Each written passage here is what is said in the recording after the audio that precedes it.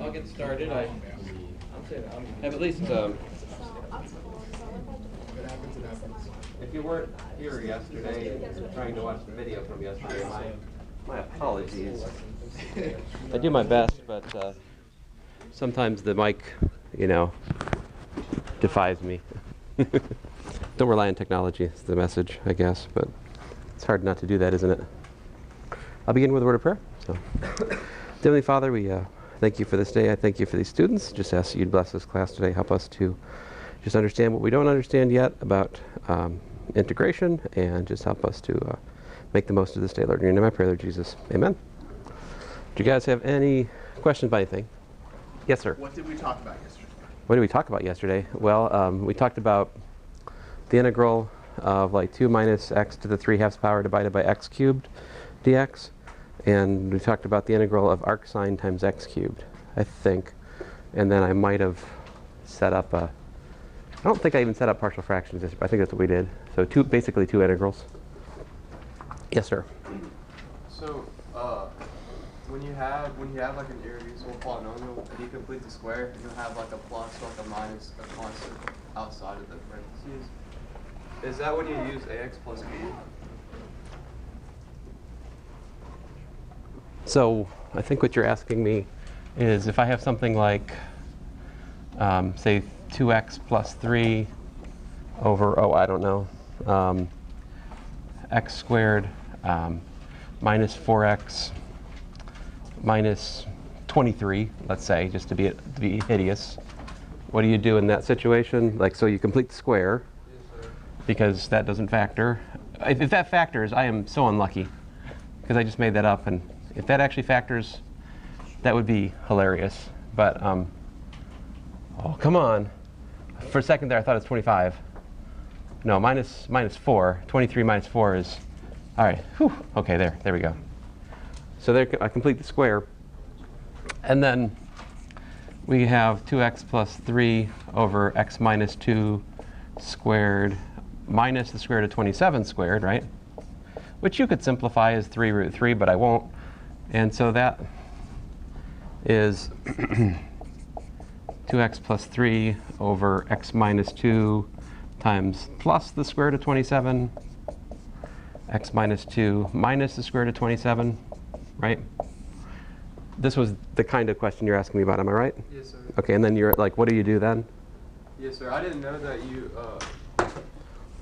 I didn't know that you did the square root of 27 and squared it. Is that Just any positive real number you can. Because like in the examples, I just kept it. I just kept it 27 and that. I didn't know you're supposed to. Well, how would you factor if you left it 27? I don't know. You just left it like this. Yes, sir. And then I was looking through some examples and I saw one where it was something like that, and they did. You did ax plus b over that with the x. You did x minus 2. Well, ax plus b. I mean, if I'm going to do standard partial fractions, I need to factor it. If it factors like this, then the partial fractions decomposition is, a over x minus 2 plus root 27, right? Plus b over x minus 2 minus root 27. And then you can figure it out, right? Yeah. But what if root 27 was positive and yet irreducible? Well, that's a different problem. That's a completely different problem. But we can talk about that. In fact, let's do that. But let me just. Do you guys know how to finish this problem, or do I need to finish it? So we multiply by the denominator, and then you plug in. I mean, I guess we've never done quite this one this ugly. Yeah, would you rather plug in and find like a 0, or would you do like the other? For this one, I mean, whenever it's distinct roots, I always plug in the 0 because that's just like way easier than whatever else you might do. So if I put in x equals 2 plus root 27, I get one nice equation. If I put x equals to 2 minus root 27, I get another nice equation. But they're both nice. And okay, so like, I mean, well, nice is maybe too strong a word. 2 times, I mean, that depends on how you feel about the square root of 27. If you like the square root of 27, they're beautiful. If you don't like the square root of 27, well, they're just hideous. So when I plug this into that, that's 0, right? But that one's not. So what happens is the 2's be canceling, yeah? The 2's be canceling, and you get plus 2 root 27 times b, if I did my math right. And this other one, we get 2 times 2 minus root 27 plus 3. And when I plug in that one, it cancels over here, but over on this side, the 2's cancel out, and we're left with two copies of minus root 27 added together, which is another way of saying minus 2 root 27 times b. Rather, not b this time, but a, right? And so what do we got? What does that give us? A equals to what? A equals to, that's 4 plus, that's 7, right? So 7 minus 2 root 27 divided by quantity 2 root 27. So that's your A. And what's B? Like the same kind of thing, but this time 7 plus root 27, 2 root 27, divided by 2 root 27, yeah? Was the A negative? Oh yes, negative, thank you. So you got choices. Either you can put the minus here and a plus here, or you can put the minus downstairs, but I'll do that. Distributing the minus through. Right? And then just to finish the job here, you can integrate, right? Oh, you got it, thanks. So the integration, we all know how to do the integration, right? So the integration of 2x plus 3 over x squared minus 4x minus 23 would be the integral of, I'm going to use a and b if that's okay with you guys, a over x minus 2 plus the square root of 27, minus plus b over x minus 2 plus root 27. I mean, this one's uglier because the solutions weren't integers, yeah, but we can still do it. And what we get, of course, is a natural log absolute value of x minus 2 minus root 27 plus b, a natural log absolute value of x minus 2 plus root 27 plus a constant. Wait, why did you put the plus minus? So like on that over there, you have under a plus root 27? Because I multiply by the denominator, and when I multiply by the denominator, it flip-flops in terms of what cancels. That which is not in the first term cancels out. It doesn't cancel out. Like this cancels with that factor when I multiply by that factor. Why isn't where the first line of blue, shouldn't that be the same as that integral up there? Shouldn't that be written the exact same? First line of blue. It's, Oh, did I put? Oh, yes, put yes, the A yes. and the B. Oh, I'm sorry. Yes, yeah. I'm sorry. You're not asking me the question that I wanted you to ask me. You're asking me why did you mess it up, which is a perfectly, no. I mean, I like corrections, so that's a good question. So you have, no, that's not a question. It's a correction. Let's see here, and that's all well and good because yeah, it should match. Thank you.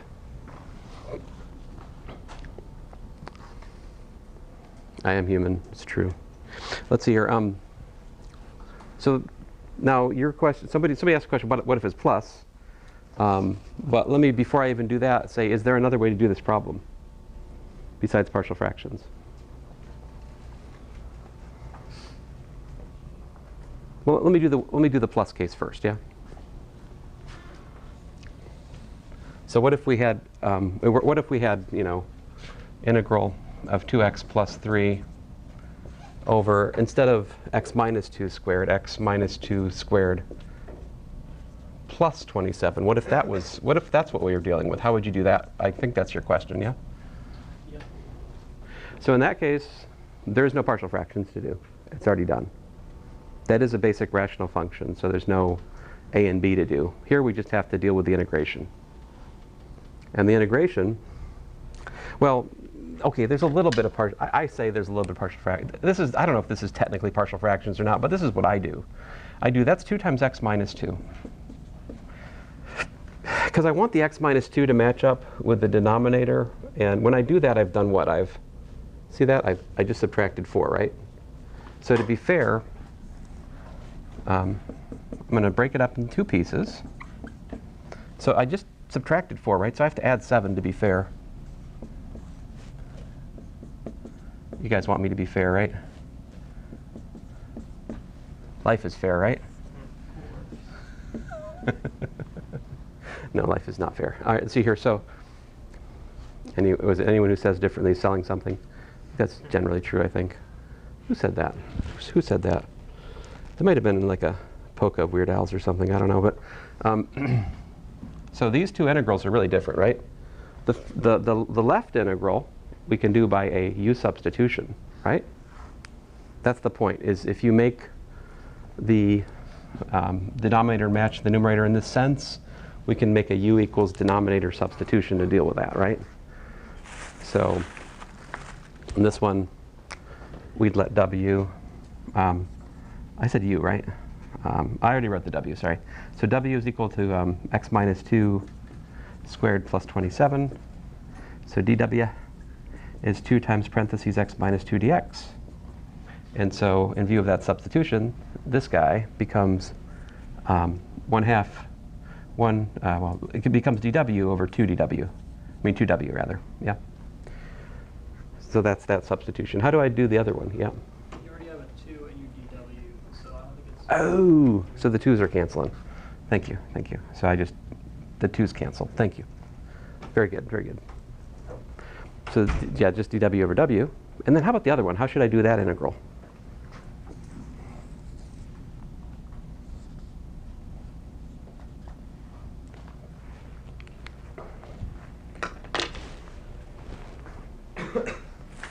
How's that integral done? Now, Dr. Sprano says that's something you know from Calculus 1. I'm not so optimistic. I think that's something you're learning right now, right? Now, in fairness to Dr. Sprano, if you had Calculus 1 from him, you probably would have learned it there. But I don't know who you had Calculus 1 from, so like, it's anybody's guess. I'm going to leave that 7 out front. What'd you say? Inverse tangent. I trade your inverse tangent a tangent. I'm going to write x minus 2 is equal to the square root of 27 tangent theta.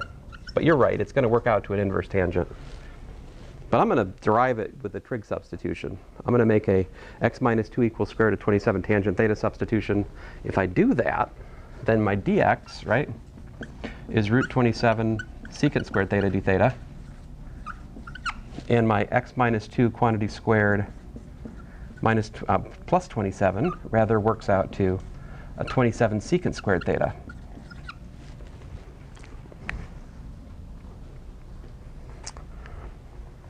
Your work with me is done. I'll let you live over here. Let's see here.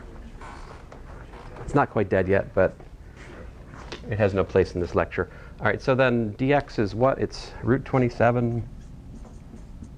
You got yourself a secant squared theta d theta. And then the denominator just works out to 27 secant squared, which is super nice because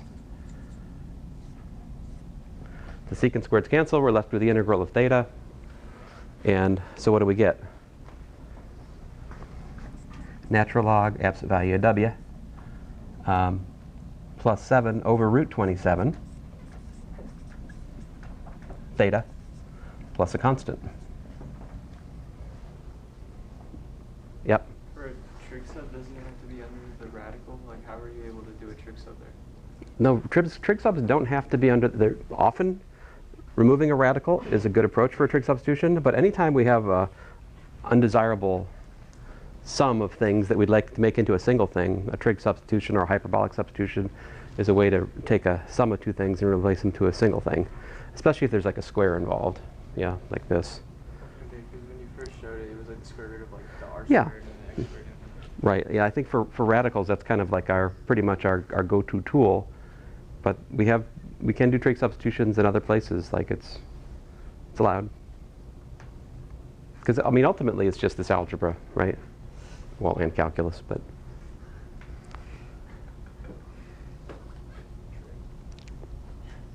Another place where this kind of trig substitution comes up is if you're up against something like integral of dx over, say, x squared plus 1, oh, let's be horrible, cubed. How would you do that integral? You let x equal to tangent theta. Dx is secant squared theta, theta d theta, and x squared plus 1, secant squared theta. So this becomes the integral of secant squared theta, theta d theta, over apparently secant squared theta cubed. Whoa, yowzers. So that's the integral of apparently cosine to the 4th theta d theta. You know?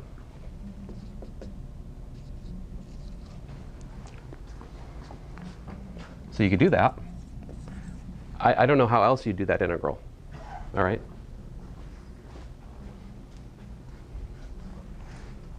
Yeah.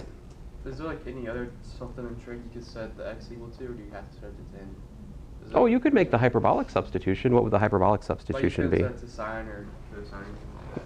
Not maybe. I don't know. I mean, I would go. The next thing I would try would be hyperbolic. So that's cos squared phi 1 plus sinh squared phi. So if I did this hyperbolic, I would make a x equals to sinh phi substitution, and then dx would be cos phi d phi. It might be easier. Sometimes it is. So the integral of dx over x squared plus 1 cubed would be, cos phi d phi divided by, apparently, yowzers, cos squared phi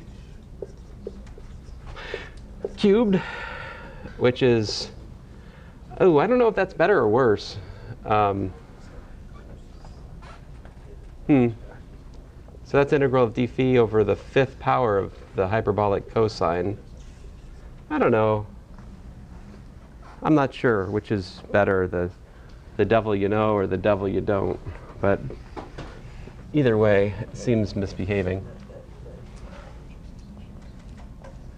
Hey, let's finish this one, yeah? So the answer here, natural log absolute value of x minus 2 squared. So that is exactly the quadratic we started with. X squared minus 4x minus 23.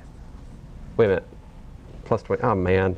You guys changed problems on me. I forgot. X minus 2 quantity squared plus 27. Closed absolute value. Do you really need absolute value there? Think about it. Search your heart. You don't. Why? You're taking the square root of an irreducible quadratic, right? If it's positive one place, it's positive everywhere, because that thing does not cross the x-axis. So we don't really need those absolute values there. We can replace them with parentheses if we wanted to. And inverse tangent here is x minus 2 over root 27. Plus a constant, yeah.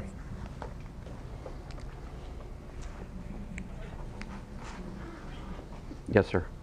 I'm still confused how you was able to split up that fraction, the 2x minus 2 plus 7, like in the numerator. Oh, well, I see what I want to go to. So if I want an x minus 2, I replace x with x minus 2 plus 2, because I'm just adding 0. So in light of that, it's a creative step. It's a creative algebra step. I put 2 times x minus 2 here like that. If I've done that, I've subtracted 4, right? So that means I have to add 4 to be fair. So 3 plus 4 is 7. Listen, the ultimate judge of whether or not this step is right is if you put these back together, do you get back to here? And if you do, you do, because you get 2x minus 4 plus 7, which is 2x plus 3. And the denominators do the same.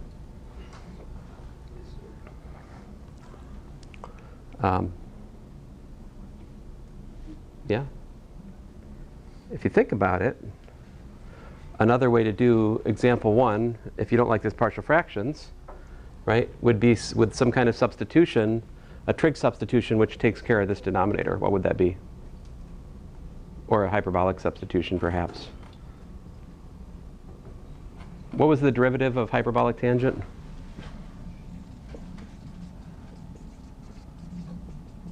You guys remember?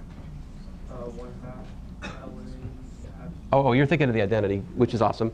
Yeah, inverse hyperbolic tangent is 1/2 the natural log of the absolute value 1 plus x divided by 1 minus x. That is true. Not what I was looking for, but good. We talked about that last class. But is it 1 minus x squared or is it x squared minus 1? 1 minus x squared. And why is that? Because of the range, yeah. Because the range of tangents is between -1 and 1. The hyperbolic tangent's increasing in its domain. So this should be a positive formula. And if you're between -1 and 1, this is positive. So that has to be it, if it has that general pattern. OK, great. If you let x minus 2 equal to the square root of 27 hyperbolic tangent of phi, what happens? You get, well, first of all, you get a dx is root 27 hyperbolic secant squared phi d phi. That's how the derivative of hyperbolic tangent works out. And what does the denominator here become under this substitution? You get a 27 times tangent squared phi minus 1. What is hyperbolic tangent squared phi minus 1?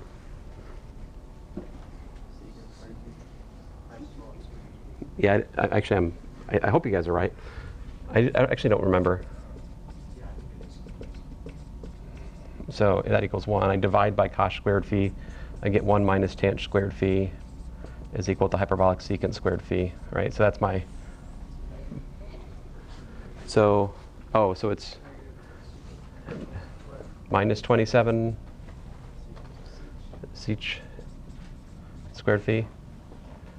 But check it out. So when you make that substitution in here, right, you cancel out the hyperbolic secant squared. So you can actually take this integral and do it the same way I did example 2, and you'll get an answer that's got two pieces. It's got a piece which is a natural log of an absolute value of a quadratic, and it's got another piece which is the inverse hyperbolic tangent. Well, it's an inverse hyperbolic tangent piece. So there is a way of doing example 1 in the same way we did example 2, if you're willing to make an inverse hyperbolic, if you're willing to make a hyperbolic tangent substitution, and also to do this same trick that you were just asking me about. Like I can do this trick on this problem too. See, I can convert this to, I can replace this with a x minus 2 plus 7, right? So the 2 times x minus 2 over the quadratic, we can make the w substitution to do that. Could you, the camera over here. So you can make the w equals the denominator substitution to take care of the 2x minus 2 piece upstairs, right? And we can make this x minus 2 equals root 27 inverse hyperbolic, not inverse, but hyperbolic tangent substitution to take care of this integral. So why don't I teach that? Like, I don't teach that as primary because I think what I did in example 1 is easier. Yeah? But there is almost nothing that you can do with sine and cosine that don't have a natural analog with hyperbolic sine and hyperbolic cosine. It's always there for you to discover if you want to be more symmetrical in your treatment of things. Yeah. Other questions?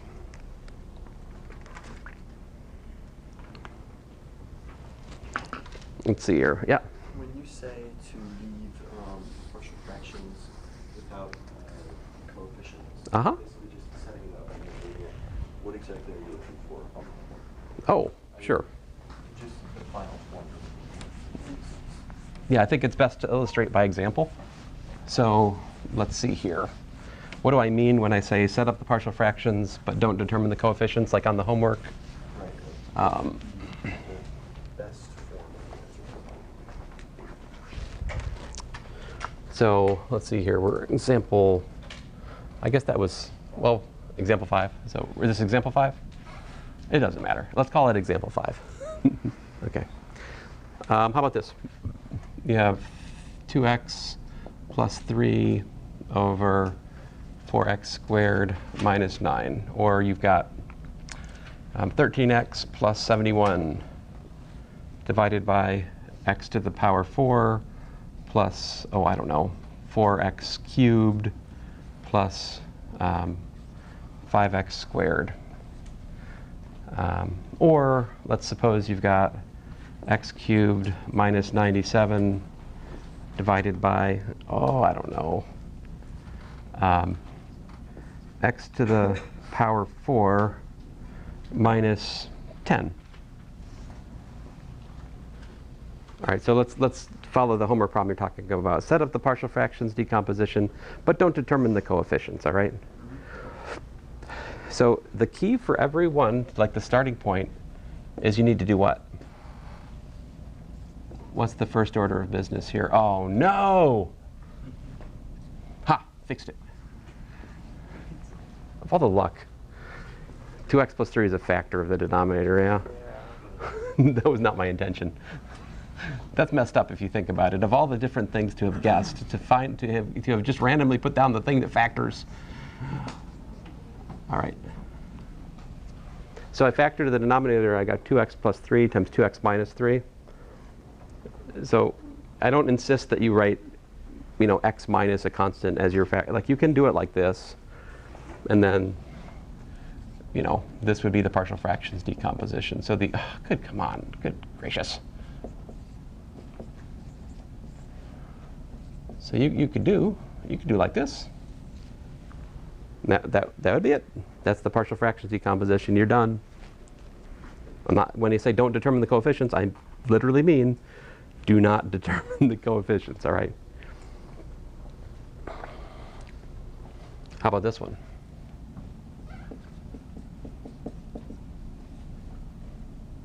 I can factor an x squared out, right?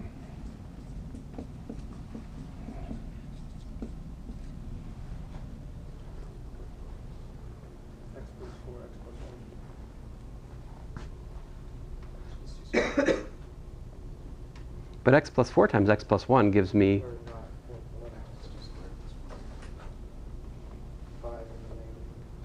5, and negative 1 doesn't give me that.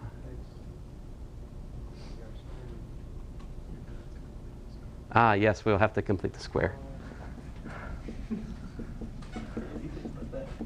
Well, anything but that won't help you.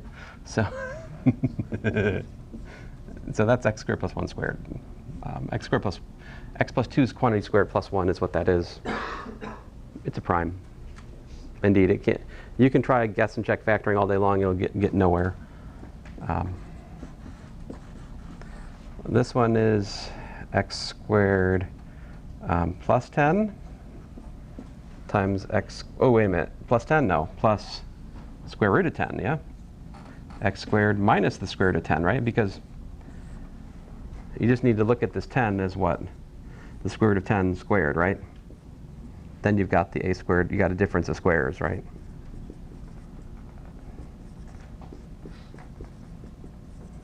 That's the pattern, yeah? So then what? Well, x squared plus the square root of 10, that's game over. That's done, right? That's prime. You can't factor that unless you use complex numbers. But how about the other one?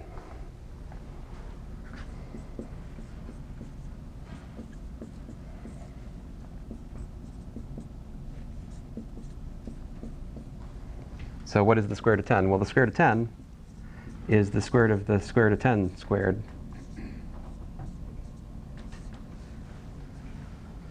That's not what I wanted to say. The other way around. Right? In other words, it is 10 to the 1/4 power squared.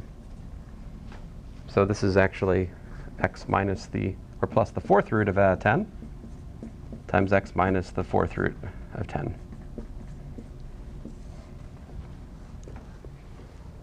If I had made this 10 and 81, most of you wouldn't have batted, it wouldn't have even phased you. But since I made it 10, you have to think about square root of the square root, right? So I can make this problem easier by changing this 10 to like something that's a 4th power of a number, right? Question? We're not done yet. Yeah, go ahead. How would you do the partial fractions of the second? Oh, yeah, we'll get back to that. Very good question. Okay, so yeah, why not? I'll go back to that one. So the partial fractions here, we do a over x plus b over x squared plus, I would do c times x plus 2 plus d over x plus 2 quantity squared plus 1. I will also take as correct, you could also do c c bar x plus d bar over, x squared plus 4x plus 5. I wouldn't count that wrong. I would just count it a bad life decision if you're actually going to do the integration. Because if you're actually going to do the integration, what I wrote in red is far less convenient than what I wrote right below it. Because if you write your partial fractions like this, when you go to do the integration, you can make the w substitution like I did at the start of class to take care of the x plus 2 term. And then the part with d just naturally falls into an inverse tangent of x plus 2. I think it's just that, literally, this time, yeah. Why is there x plus 2 in the numerator as well? Like I said, this is to anticipate the w substitution that we did at the start of class. So, you're like, well, the book doesn't put that there. That's true. The book is dumb. So, yeah. So you can do, you only do that when you have to complete the square, and it's irreducible? Yes, we only do that when we have the denominator is a prime quadratic. Yeah. I mean, if you wanted to, you could, well,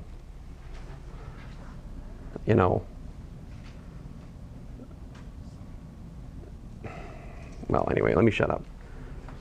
If you're willing to use inverse tangent, you could always do things like that, but you'd have to use inverse hyperbolic tangent for when there's a minus, but we don't do that. So the other one here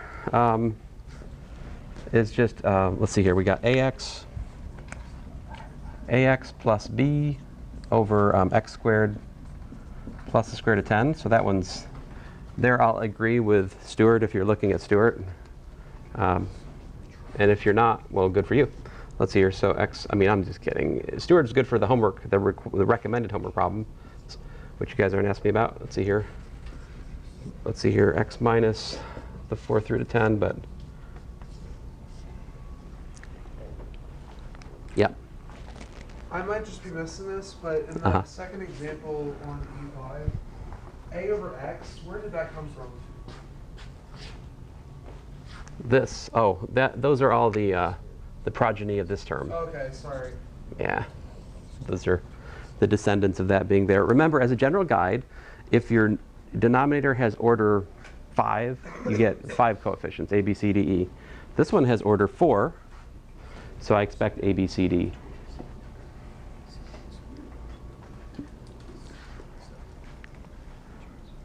Other questions? Good questions today. Yeah. Wait, so you said how in the denominator is how many letters you expect to use? That's true. The partial fractions, the number of coefficients, a, b, c, d, will always match the order of the denominator. Unless, of course, now I keep denying you this privilege, right? But it is true. If somebody asks you to integrate something like 2x plus 1 divided by 2x plus 1 squared dx, right? I mean, the smart thing to do is the algebra. I've been denying us that algebra because it's not been what I've been trying to emphasize, but it is true. If you can just cancel things out in the rational function, by all means do it, right? Like, as a less trivial example, something like x dx over, x squared plus 2x. Divide top and bottom by x. You don't need partial fractions for this. You just need, how do we say, algebra. Can that be on the quiz? No, I think I already printed it. Sorry. Can it be on the next quiz? I think the next quiz is on other things, though. So. Bonus problem, see if we can remember what we learned the week before. Maybe I'll put it on the final for you. I once went to a physics instructor, my junior level physics instructor. I went to his office hours and I stated with complete confidence, I don't need to study the derivation of this theorem because we don't test derivations of theorems in physics. I just said it a matter of fact, and he was like, what? And I'm like, no, we don't test how to derive theorems. We only test problems in physics. I don't need to study that. I knew what I was doing. And then I got to the test. I thought, oh, it didn't affect the test. But then I got to the final. And on the final exam, derive Euler-Lagrange equations from the variational principle. It was there. That was my problem. We all walked out of that final. The other students were like, what was that problem? What was that from? And then my friend, who I refer to as Crazy Paul, we had studied how to derive this theorem like the whole semester. So that was like the one problem he got right on the final from what he said. He's like, that was our problem. So you can play this game, right? You can be like, oh yeah, I don't have to study the Weierstrass substitution. That's too hard for the test. Like, but if you do that, you have to take ownership of it to properly like weaponize it against your classmates, you know. Well, I won't take your time today to tell you about the Weierstrass substitution. It's as tempting as it is to tell you about that. But the there's a problem in your homework on that. That's a hard problem. All right. The problem, it's the tangent. I think it's x equals t tangent over t over 2. I should talk to you a little bit about that before you attempt it. There is a problem in the recommended homework on it too. So like, you do have some help from Stuart if you look at the recommended problem that corresponds to that. But anyway, I don't know why I'm talking about that. Let's get you guys started on your quiz. You want to do your quiz, right? So excited. And then when you're done, you can leave. All right. I hope the audio worked today. We'll find out.